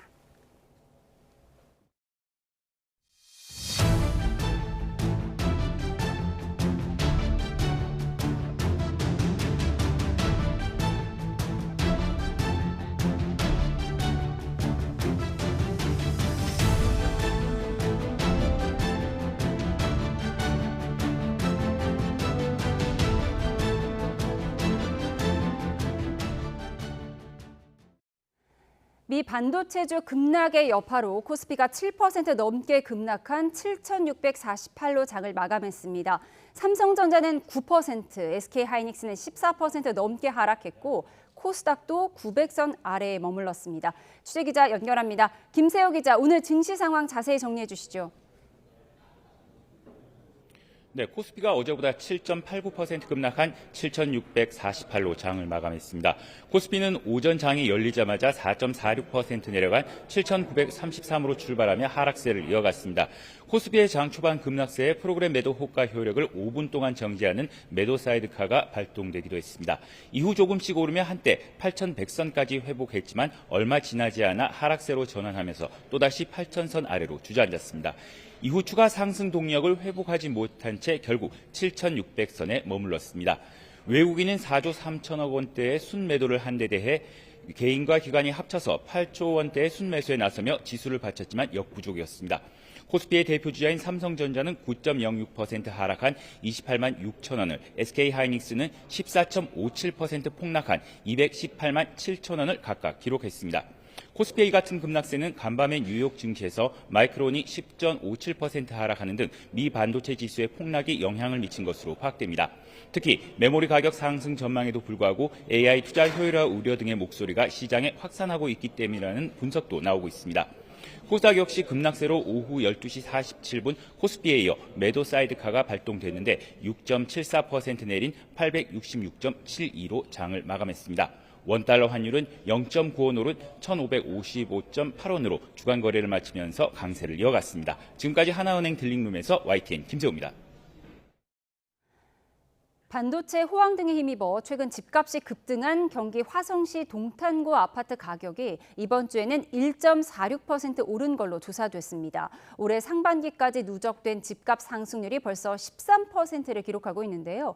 서울일대 전셋값도 올해 누적 상승률 5.11%를 기록하면서 지난해보다 5배 넘게 빨리 오르는 추세입니다. 경제부 연결해 자세히 알아보겠습니다. 정현우 기자, 화성 동탄일대 집값 상승세가 이어가고 있죠. 네, 그렇습니다. 한국부동산원이 오늘 발표한 6월 5번째 주 아파트 가격 동향을 보면 동탄 일대 집값이 1.46% 오른 것으로 집계됐습니다. 전국에서 제일 높은 상승률인데요. 2주 전에는 2.22%, 일주일 전에는 1.65%가 올랐던 것과 비교하면 상승폭은 조금씩 둔화하는 추세입니다. 다만 이렇게 올해 상반기까지 누적된 동탄 집값 상승률은 전국 1위인 13%로 집계됐습니다. 인근 반도체 업체들의 호황 속 비교제 지역이라서 그간 풍선 효과를 누린 것으로 풀이되는데 이번 집값 통계는 지난 29일까지가 기준이었습니다. 동탄이 조정 대상 지역과 투기 과열지구로 새롭게 지정된 지점이 어제부터라서 규제가 시작되기 전이라서 이처럼 집값이 가파르게 올랐던 것으로 풀이됩니다. 마찬가지로 풍선 효과로 그간 아파트 가격이 올라서 규제 지역으로 함께 묶인 용인 기흥과 경기도 구리의 집값 상승률은 각각 0.39%와 0.3%를 기록했습니다. 동탄 이외에도 이른바 반도체 쇼세권을 포함한 경기 남부 지역 아파트 가격 상승세가 뚜렷한 흐름이 이어졌는데요. 수원 영통구가 0.41% 올랐고 청남 수정구와 분당구가 각각 0.43%, 0.41%로 높은 오름폭을 기록했습니다. 네, 서울 아파트 전세 가격도 상승세가 뚜렷한 흐름이죠. 네, 그렇습니다. 전세난이 빚어지고 있는 서울 일대 아파트 전세 가격이 이번 주 0.3%가 오르면서 직전주 0.35%보다는 상승폭이 살짝 둔화했습니다. 하지만 그간 계속 올라갔었던 만큼 누적된 상승률이 상당합니다. 올해 상반기까지 누적된 서울 전세 상승률이 5.11%인데 이는 지난해 같은 기간에 오른 0.95%의 5배 정도 수준입니다. 또 이 아파트 서울 매매 가격은 이번 주 0.27% 오르면서 직전 주보다 오름폭이 0.03%포인트 소폭 줄었습니다. 상대적으로 중저가 아파트가 많은 지역 위주로 가격 상승이 두드러졌는데요. 도봉구가 0.37%, 동대문과 성북구 아파트 가격이 0.36%씩 오르면서 높은 오름폭을 기록했습니다. 지금까지 경제부에서 YTN 정현우입니다. 축구선수 손흥민 씨의 아이를 임신했다며 3억 원을 뜯어내고 7천만 원을 추가로 갈취하려 한 여성과 남성 공범에게 실형이 확정됐습니다. 대법원은 지난달 12일 40대 남성 용모 씨의 공갈미수 혐의 사건을 상고기각 결정해 징역 2년을 선고한 원심을 확정했습니다. 공갈과 공갈미수 혐의로 기소된 20대 여성 양모 씨는 지난 4월 2심에서 징역 4년을 선고받아 상고하지 않아 형이 확정됐습니다. 네, 홍명보 전 국가대표팀 감독과 정몽규 대한축구협회장이 지난 감독 선임 과정에 부당하게 개입한 등의 혐의로 경찰에 고발됐습니다. 시민단체 서민민생대책위원회는 오늘 서울경찰청에 홍 전 감독과 정 회장, 이임생 전 기술총괄 이사에 대한 고발장을 제출했습니다. 서민위는 고발에 앞서 기자회견을 열고 지난 2024년 정 회장과 이 전 이사가 축구협회 내부 반대와 규정을 무시한 채 홍명보 감독 선임을 강행했다고 주장했습니다. 이 단체는 2년 전에도 업무방해와 업무상 배임 등의 혐의로 정 회장과 이 전 이사를 고발했습니다. 네, 졸전을 펼쳤던 남아공전에서 가장 이해할 수 없는 홍명보 감독의 선수 기용은 주장 손흥민과 베테랑 이재성의 선발 제외였습니다. 손흥민에 이어 이재성도 상상도 못한 결말이라 정말 죄송하다는 첫 심경을 밝힌 가운데 팀 내 불화설이 확산하고 있습니다. 이대건 기자입니다. 홍명보 감독보다 하루 늦게 동갑내기인 주장 손흥민과 함께 귀국한 이재성. 이후 자신의 SNS를 통해 첫 심경을 전했습니다. 먼저 승리의 기쁨이 아닌 패배의 아픔을 전하게 돼 정말 죄송하다고 사과했습니다. 그러면서 상상하지 못했던 결말이라 그 어느 때보다 받아들이기 어렵다고 밝혔습니다. 대표팀 베테랑 이재성은 체코 멕시코와의 1, 2차전에 선발 출전했지만 마지막 남아공전엔 아예 그라운드를 밟지 못했습니다. 전방 압박을 위해선 손흥민과 함께 선발 기용이 필수적인데 쉽게 이해할 수 없는 대목입니다. 하이드레이션 브레이크 중 이재성 투입을 재촉하는 이강인의 말이 담긴 영상이 퍼지면서 팀 내 불화설도 확산하고 있습니다. 진종호 국민의힘 의원은 선수들 인터뷰를 둘러싸고 감독과 일부 선수들 사이에 갈등이 있었다는 제보가 있다고 밝히기도 했습니다. 다만 홍명보 감독은 멕시코 현지에서 이미 내부 문제는 전혀 없었다고 말했습니다. 전혀 저희는 이제 그런 거를 내부적에 같이 있으면서도 느끼지 못하고 있고 선수들과의 관계 이런 걸 전혀 느끼지 못하고 있는데 축구협회도 인터뷰 문제로 손흥민과 이재성이 선발에서 제외되었다는 건 사실이 아니라는 입장입니다. YTN 이대원입니다. 손흥민의 옛 동료 해리 케인이 동점골과 역전골을 책임지며 잉글랜드를 구해냈습니다. 케인은 이번 대회 5골을 넣으며 메시와 음바페, 홀란 등과 함께 유례없는 득점왕 경쟁을 이어갔습니다. 김동민 기자입니다. 잉글랜드는 전반 7분 만에 콩고 민주공화국 시펜가에게 골을 내줬습니다. 잉글랜드는 파상 공세를 펼쳤지만 콩고 민주공화국 골키퍼의 놀라운 선방이 잇따라 나오며 끌려갔습니다. 후반전 주장 해리 케인이 잉글랜드를 구해냈습니다. 후반 30분 공에 대한 집중력을 보여주는 헤더로 동점골을 넣더니 후반 41분에는 총알 같은 슈팅으로 원도골을 넣으며 역전에 성공했습니다. 대회 5골을 기록한 케인은 홀란과 어깨를 나란히 했고 6골을 넣은 메시, 음바페와는 한 골 차가 됐습니다. 세계적인 스타들이 이름값을 하며 치열한 득점왕 경쟁을 이어가는 것도 이례적입니다. 잉글랜드는 멕시코와 16강전을 치릅니다. 1, 2, 3, 4, football's coming over again. We're top and circle. 벨기에도 세네갈을 상대로 역전승을 거뒀습니다. 2대0으로 끌려가던 벨기에는 교체로 들어간 루카쿠가 후반 41분에 한 골을 달아갔고 후반 44분에는 틸레만스가 헤더로 동점골을 넣었습니다. 틸레만스는 연장 후반 추가 시간에 얻어낸 페널티킥을 성공시키며 역전승을 마무리했습니다. 미국은 보스니아를 2대0으로 꺾고 16강에 진출해 벨기에와 격돌합니다. YTN 김동민입니다.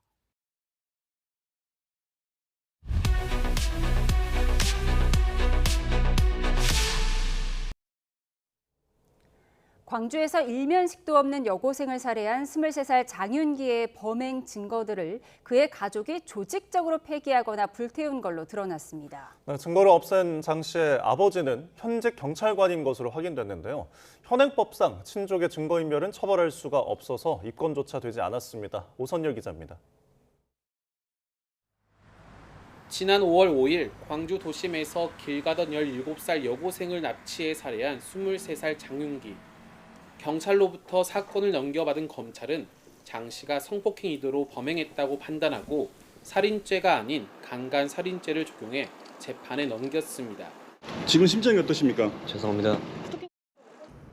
광주지방검찰청은 보안 수사를 통해 장 씨가 갖고 있던 성인용품이 심하게 훼손된 점과 지인들과의 대화 기록 등을 토대로 성범죄 의도를 밝혀냈습니다.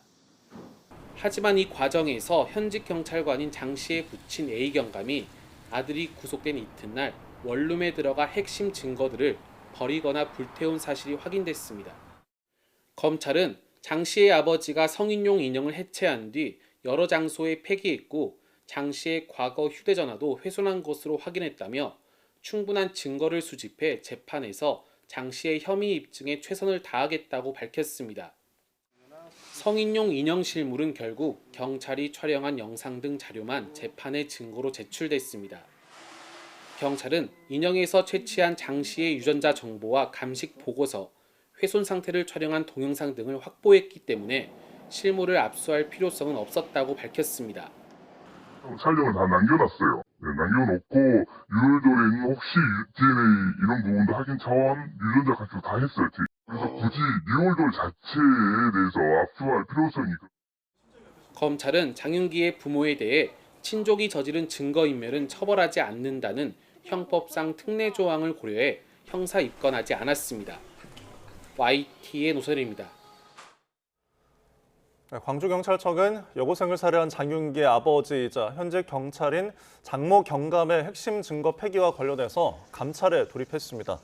경찰은 장 경감이 아들 사건을 접하는 과정에서 공무원의 품위 유지 의무를 지켰는지 등을 파악하기 위해 사실관계를 확인하고 있습니다. 아울러 검찰 보안 수사 과정에서 장윤기 차량 내부에서 블랙박스 영상 저장 장치가 뒤늦게 발견된 경위에 대해서도 파악하고 있습니다. 네, 이와 관련한 내용 김광삼 변호사 풀어보겠습니다. 어서 오십시오. 네, 안녕하세요.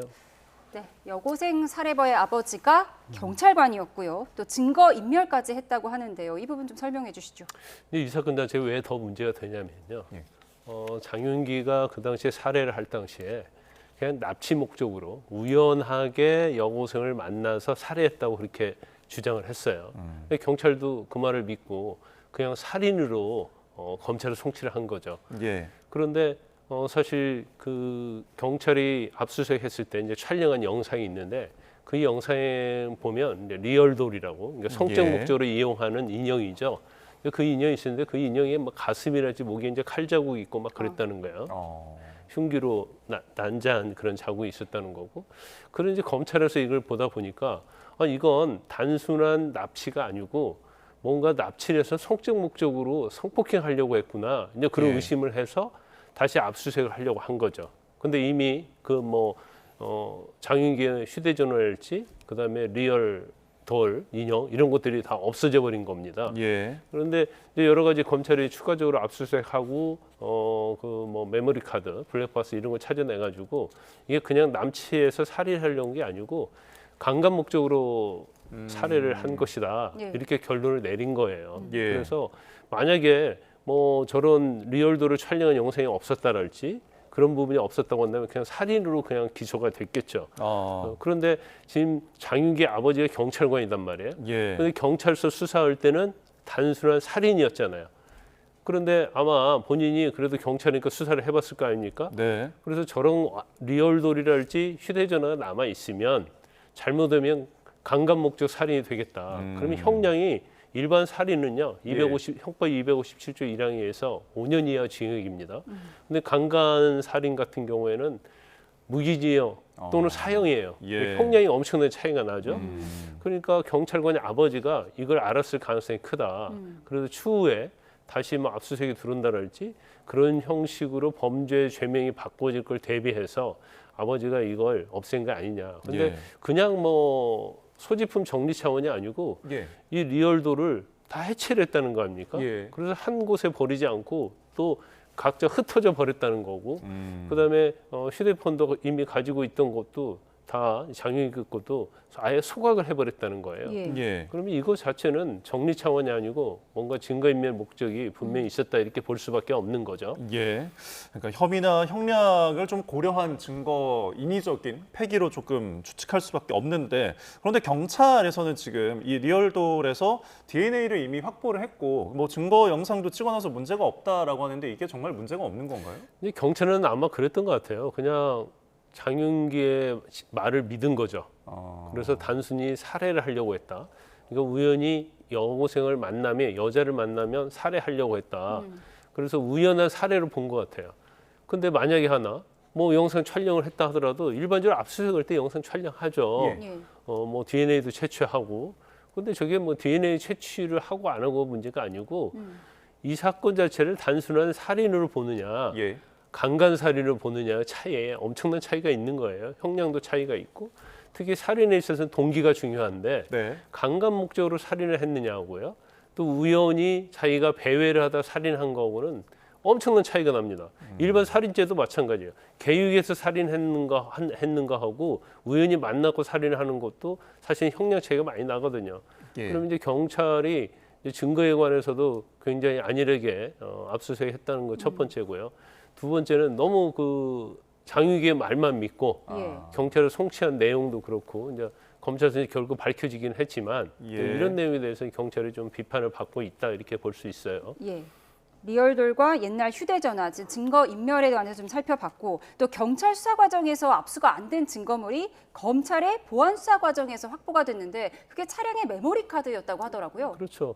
근데 일반적으로 이제 살인죄 같은 경우에는요, 일반죄에 비해서는 압수수색을 좀 더 철저히 합니다. 그리고 가장 중요한 것이 휴대폰이고요. 그다음에 메모리 카드 이런 것들인데 이걸 아마 블랙박스 메모리 카드를 차량 안에 숨겨놨던 걸로 보여요. 예. 그런데 경찰에서는 이걸 찾지 못했다는 거고 결과적으로 이제 검찰에서 압수수색을 통해서 찾아냈다는 건데 여기 내용에 그런 게 있다는 거 아니에요. 뭐 자기 앞에 나타나면 뭐 다 죽이겠다는 식으로 한 예. 그런 내용들이 있다는 거예요. 네. 또 지인과 나눈 뭐 그런 것들도 있고 그렇다고 한다면 이 블랙박스의 SD 카드 이게 굉장히 어떤 우연한 살해가 아니고 예. 계획적인 살해를 입증하는데 엄청나게 중요하고 예. 또 계획적인 살해에 있어서 더군다나 어떤 성폭행을 목적으로 살해하려고 했다는 그런 증거가 충분히 될 수 있는 거잖아요. 예.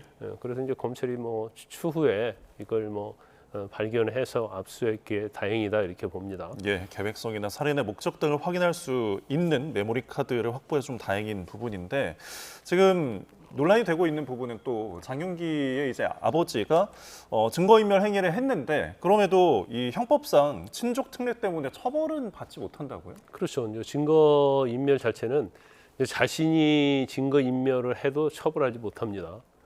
그리고 친족이랄지 동거 가족이 또 증거인멸하면 처벌하지 못하도록 돼 있어요. 예. 우리나라 이런 것들이 아마 좀 약간 유교적인 측면에서 우리가 형법적으로 보면 이제 기대 가능성이라고 하는데 예. 이제 같은 가족이기 때문에 뭔가 범죄를 뭔가 보호해줄 목적으로 가족을 보호해줄 목적으로 증거인멸 정도를 할 수 있다. 이제 그렇게 생각해서 이 규정이 정해진 것 같아요. 예. 그런데 사실은 이건 제가 볼 때는 뭐 아주 오래전에 폐기돼야 할 법이다. 예. 지금 증거인멸 행위를 하는 데 있어서도 자기가 스스로 증거인멸을 하면 처벌받지 않습니다. 예. 그렇지만 남을 통해서 증거인멸을 하면 증거인멸 교사죄가 되는 거거든요. 이게 본인도 처벌받는 거예요. 근데 단순히 친족이나 가족이라고 해서 정말로 중요한 증거를 갖다 폐기를 한다랄지 소각을 한다랄지 그러면 그건 사실은 범죄 행위죠. 네. 그래서 이 조항 자체도 규정 자체도 제가 볼 때는 뭐 바로 국회에서 이제 폐기를 해야 한다 이렇게 봅니다. 예, 그러니까 친족이 증거 인멸을 해도 죄가 되지 않는다. 이 부분 폐기 또는 개정이 필요하다. 이런 목소리가 정성호 법무부 장관에게서도 나왔는데 그동안 이 악용 방지를 위한 노력이 없었던 건 아니죠. 아니 그런데 원래 친족 상도례라는 규정이 있어요. 네. 그래서 재산죄라고 할 수 있는 절도, 사기, 뭐 횡령 이런 재산죄에 있어서는 친족과 일정한 친족과 동거 가족에 대해서는 설사 사기를 쳐도 돈을 가져가도 절도로 해도 처벌하지 못하는 규정이 있었는데 전에 이제 그런 것이 사회적으로 이슈가 된 적이 있죠. 예. 그래서 그 규정은 폐지가 됐는데 그때 왜 증거인멸과 관련된 부분도 왜 같이 폐지가 되지 않았는지 좀 의아한 측면이 좀 있죠. 네. 근데 만약에 이제 이 이슈로 법이 개정되더라도 지금 이 사안에 대해서는 적용하기가 좀 어려운 거 아닙니까? 그렇죠. 먼저 형법 자체는 예. 뭐 다른 범죄도 마찬가지지만 소급표가 인정이 되지 않습니다. 그래서 지금 법을 제정해서 기존에 했던 행위에 대해서 형사적으로 이제 처벌할 수 없도록 돼 있죠. 네. 그게 대원칙이죠.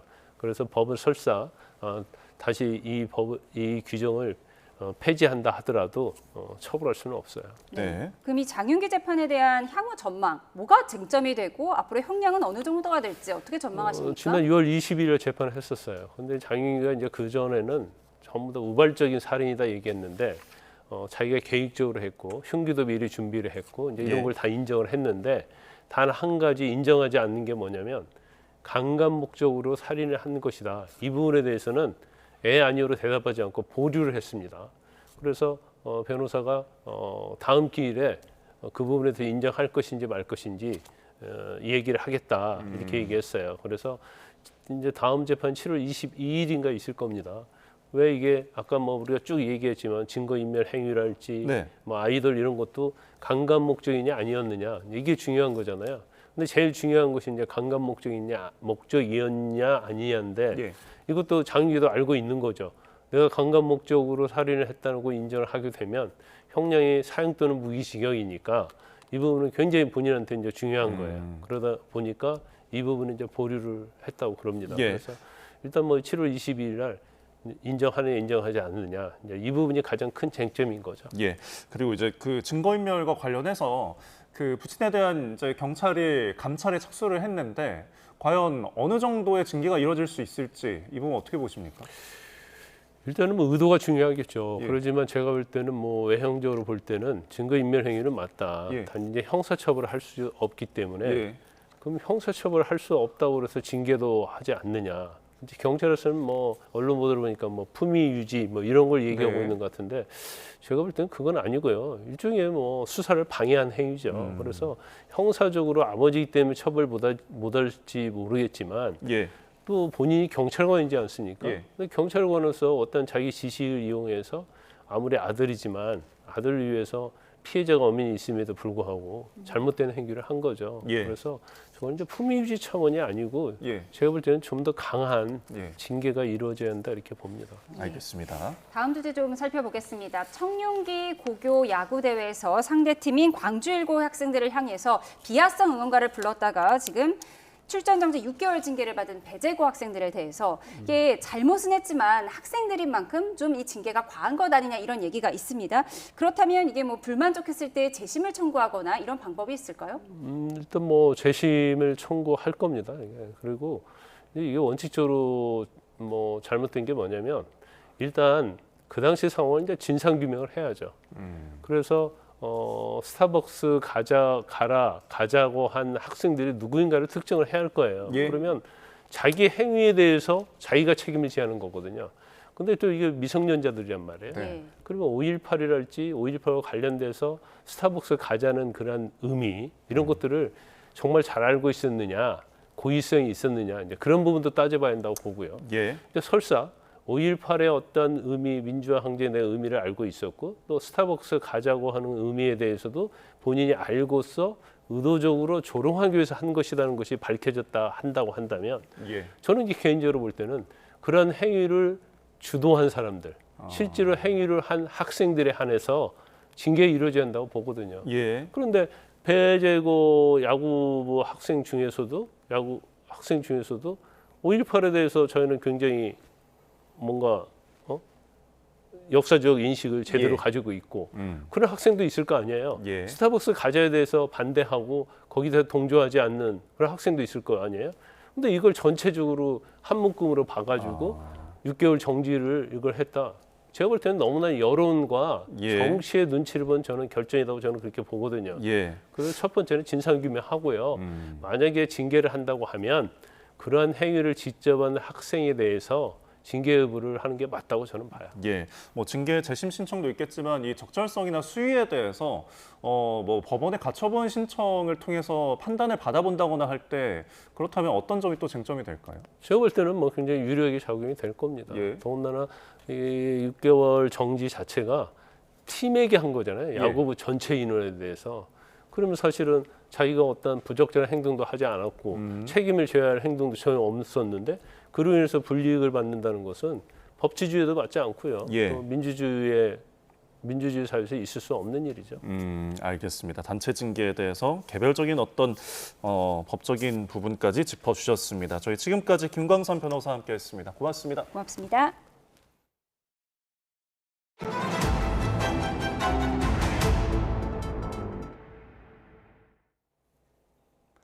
윤석열 전 대통령의 고위공직자범죄수사처 체포방해 혐의 대법원 판단이 다음 주에 나옵니다.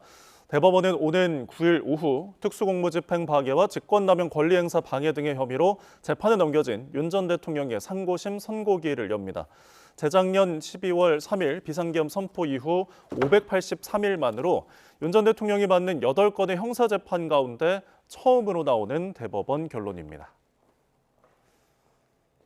네, 오늘 오후 3시쯤 서울 지하철 2호선 동대문 역사공원역 1번 출입구 쪽에 폭발물이 있는 것으로 의심된다는 신고가 접수가 됐었습니다. 이 신고자는 방치된 여행 가방이 폭발물로 의심된다고 신고를 했는데 경찰과 소방당국이 1시간가량 현장을 통제하고 가방을 살펴본 결과 폭발물은 발견되지 않았습니다. 경찰은 가방 안에 옷이 들어있었다고 설명했는데 역사 안에 가방이 버려진 경위 등을 조사할 예정입니다. 미국 의회가 한국이 쿠팡 같은 미국 기업을 차별 대우한다는 내용의 공식 보고서를 발표했습니다. 한국 정부의 강압으로 누명을 썼다는 쿠팡 주장이 그대로 담겼는데 미국 정치권을 상대로 한 광범위한 로비의 결과로 보입니다. 권준기 기자입니다. 중국에 있는 강에서 잠수부가 노트북을 건져 올립니다. 지난해 말 쿠팡이 고객 정보 유출에 대한 자체 조사 결과를 발표하며 공개한 영상입니다. 미국 하원 법사위원회가 발표한 보고서에는 이 잠수부 투입 작전이 한국 국정원 강요에 따른 것이었다는 쿠팡 주장이 그대로 담겼습니다. 국정원이 CCTV가 없는 곳에서 증거물을 넘기라고 요구했고 230차례에 걸쳐 국정원 직원과 통화했다는 기록도 보고서에 실렸습니다. 특히 보고서에는 이재명 대통령 역시 국정원의 증거 회수 작전을 보고받았다며 국정원의 협조 요청 공문을 쿠팡 주장에 신빙성을 더하는 증거로 제시했습니다. 개인정보 유출 책임을 덮기 위해 무리한 비밀 작전을 벌였다는 한국 정부의 비판이 미국 의회에서는 한국 정부의 강압에 따른 피해로 재탄생한 겁니다. 정부 기관이 저에게 지시를 주었고 전 지시를 따랐습니다. 보고서는 한국의 미국 기업에 대한 차별 대우가 점점 심해지고 있다며 한국 정부 공세는 한미 무역 합의 위반이라고 결론 내렸습니다. 미국 언론은 보고서 내용을 토대로 한국 정부가 기괴하고 위험한 작전을 강요했다며 반미 성향의 규제가 폭주하고 있다고 보도했고 미 하원 법사위원장은 기사를 퍼나르며 한국 정부에 대한 압박 수위를 높였습니다. 쿠팡은 개인정보 유출 사태 이후 트럼프 행정부와 미 의회를 상대로 한 로비 자금 지출을 역대 최대 규모로 늘려왔습니다. YTN 권준기입니다. 네, 이 우리 정부는 미국 기업을 차별하고 있다는 미국 의회 보고서는 사실과 다르다며 유감 입장을 밝혔습니다. 외교부는 대변인 정례 브리핑에서 정부가 쿠팡에 대해 차별적 조사와 부당한 규제를 지속하고 있다는 미 하원 법사위 보고서 내용은 사실과 다르다고 반박했습니다. 그러면서 이 보고서가 쿠팡 측의 일방적인 주장만을 담고 있다며 유감이라고 밝혔습니다. 강진 사망자가 약 2,300명까지 늘어나자 베네수엘라 정부가 7일간의 국가 애도 기간을 선포했습니다. 유엔은 전염병 창궐 위험을 경고한 가운데 식량이 조율 없이 공급돼 상당량이 부패할 정도로 베네수엘라 정부의 부실한 대응이 도마 위에 올랐습니다. 뉴욕 이승윤 특파원의 보도입니다. 잔해 속에서 많은 시신이 수습되면서 사망자는 2,000명을 훌쩍 넘어섰고 영안실은 밀려드는 시신에 힘겨워하고 있습니다. 부상자도 11,000명을 넘어서 보건의료 시설들이 수용 한계치를 초과했습니다. 델시 로드리게스 베네수엘라 임시 대통령은 희생자들을 기리기 위해 7일간의 국가 애도 기간을 선포했습니다. 약 5만 9천 채의 건물이 파괴됐다는 분석이 나온 가운데 이재민들은 공포감에 건물 대신 야외 캠프에서 지내고 있어 대피소는 과밀 상태입니다. El apartamento de al lado se vino para el otro apartamento donde estábamos nosotros y por eso es que está agrietado, está afectado el apartamento de nosotros, o sea, los dos. Y estamos aquí porque tenemos mucho miedo por el temblor. 유엔은 주택과 공급망이 다 파괴된 라과이라에 한 달치 식량을 전달해 임시 급식소를 운영하며 구호와 복구 작업에 들어갔습니다. Recovery will be a marathon, not a sprint. Sustained support for the people of Venezuela is critical, and it's exactly what we're doing. 파나마에 있는 유엔 인도주의 지원 창고엔 1,400톤 이상의 구호 물자가 사전 배치돼 발송을 기다리고 있습니다. 문제는 차량 통행 관리와 출입 제한 말고는 제대로 한 게 없는 베네수엘라 정부의 부실 대응입니다. 구호식품 공급이 조율 없이 이루어지면서 고온의 날씨에 식품의 상당량은 배분이 이루어지기도 전에 부패하는 것으로 전해졌습니다. 유엔은 지진 전부터 베네수엘라의 백신 접종률이 낮아 이제 홍역이나 디프테리아 같은 전염병과 모기와 벌레맥의 감염병이 창궐할 위험이 커졌다고 강력히 경고했습니다. 뉴욕에서 YTN 이승윤입니다. 미국의 만류에도 이스라엘이 레바논 공세를 멈추지 않으며 독자 안보 노선을 천명해 파장이 커지고 있습니다. 국가 경제와 안보를 담보로 한 무모한 홀로서기 이면에는 결국 네타냐후 총리의 정치적 생존이라는 목표가 숨어 있습니다. 권영희 기자입니다. 7월 들어서도 레바논 남부에선 이스라엘군의 무인기 공습과 대대적인 포격이 이어졌습니다. 구급 대원들까지 표적이 될 만큼 무차별적인 공세를 펼치며 미국이 중재한 단계적 철수 합의를 완전히 무시하고 있습니다. 네타냐후 총리는 한 발 더 나아가 미국의 원조는 복지와 같다며 지원 거부까지 선언했습니다. 이란과의 종전 협상을 추진하는 미국에 맞서 자립 안보를 명분으로 독자 노선을 선포한 겁니다. וההתעקשות שלנו שאנחנו לא יוצאים מדרום לבנון עד שהאיום לא בטל. וכל עוד חיזבאללה חמוש נמצא פה, מאיים עלינו, אנחנו נשארים פה. 전문가들은 국가 안위가 달린 이 무모한 도박의 진짜 배경으로 네타냐후 총리 개인의 정치적 명주를 지목합니다. 현재 부패 혐의로 재판을 받으면서 극우 강경파의 지지로 간신히 정권을 유지하고 있습니다. 미국의 압박에 굴복해 전쟁을 멈추면 연정이 붕괴돼 곧바로 실각과 사법 처리 위기에 처합니다. 이 때문에 고의로 미국과의 갈등을 키워 내부 보수층을 결속하고 있다는 겁니다. 하지만 홀로 서기는 쉽지 않습니다. 당장 미국의 군사 지원이 끊기면 아이언돔 등 핵심 방공망 미사일은 수개월 내에 바닥납니다. 게다가 미국의 빈자리를 채우려 무리하게 전시 경제로 전환할 경우 막대한 세금 부담과 안보 불안으로 국가 부도 사태까지 맞을 수 있습니다. This is devastating for Netanyahu, not only because he pursued a strategy that has failed, also because he was long perceived as Mr. America with his incredible eloquence in American English. He could run circles around any American president and get America to do Israel's bidding. 네타냐후는 오직 정치적 생존을 위해 조국의 안위는 물론 수십 년간 이어진 국제 질서마저 통째로 흔들고 있습니다. 미국과의 결별도 불사하겠다는 위험한 도박이 지구촌 전체를 예측 불가능한 파국으로 몰아넣고 있습니다. YTN 권영입니다. 대형 재난 현장을 누비며 실종자 16명을 찾아낸 부산 소방본부 119 구조견 은퇴식이 열렸습니다. 은퇴한 구조견은 대부분 나이가 많아서 새 가족을 찾기가 쉽지 않은 게 현실인데요. 따뜻한 새 가족을 만났다고 합니다. 차상은 기자입니다.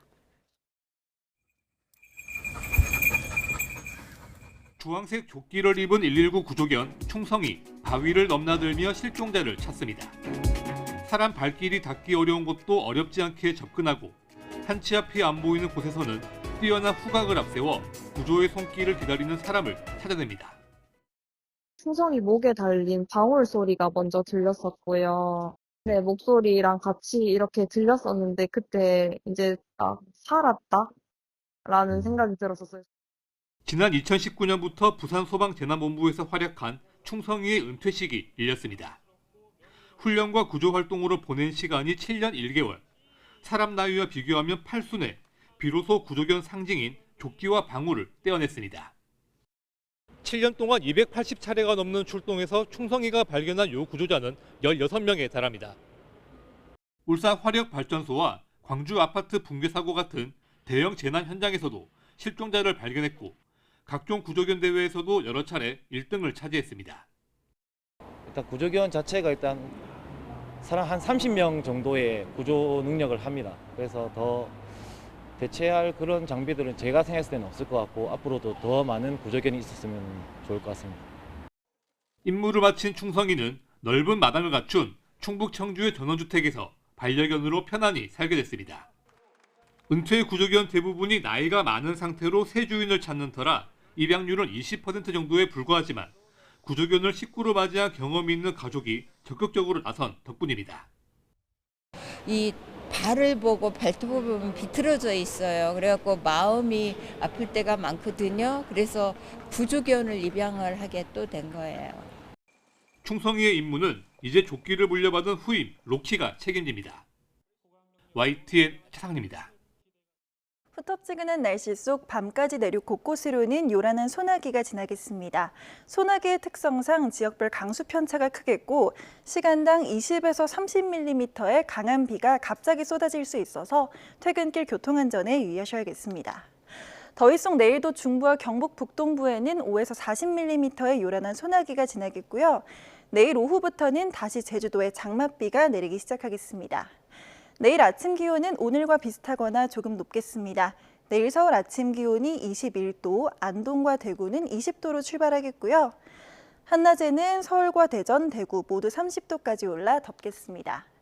내일 제주도를 시작으로 주말 사이 본격적인 장마철에 접어들겠고 휴일에는 서울 등 수도권에도 첫 장마가 시작될 가능성이 있겠습니다. 날씨였습니다. 네, 이상으로 목요일에 보내드린 뉴스원 마치겠습니다. 함께해 주신 여러분 고맙습니다.